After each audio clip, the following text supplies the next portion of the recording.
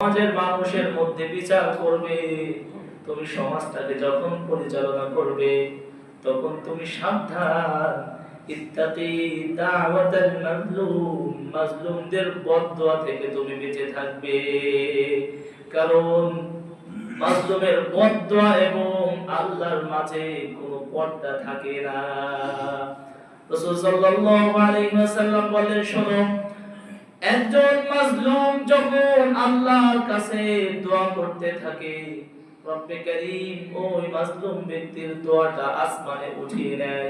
তার জন্য আসমানের দরজাগুলোকে খুলে দেওয়া হয় এবং রব্বে কারীম এক সময় কিছুদিন আগে হোক কিছুদিন পরে হোক ওই মাজলুম ব্যক্তিকে রব্বে কারীম সাহায্য সহযোগিতার জন্য ওয়াদা করেছে। চিৎকার দিয়ে পড়েন সুবহানাল্লাহ, সুবহানাল্লাহ। আজ হোক কাল হোক জালেম ধ্বংস হবে এবং মাজলুম ব্যক্তির বিজয় দান করবেন কে?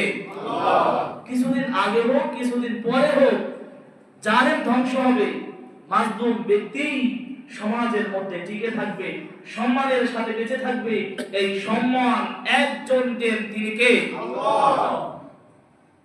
শুধু তাই নয়, রাসূল সাল্লাল্লাহু আলাইহি ওয়াসাল্লাম বলেছেন, তিন ব্যক্তির দোয়া রব্বে কারীম কখনো ফেরত দেয় না।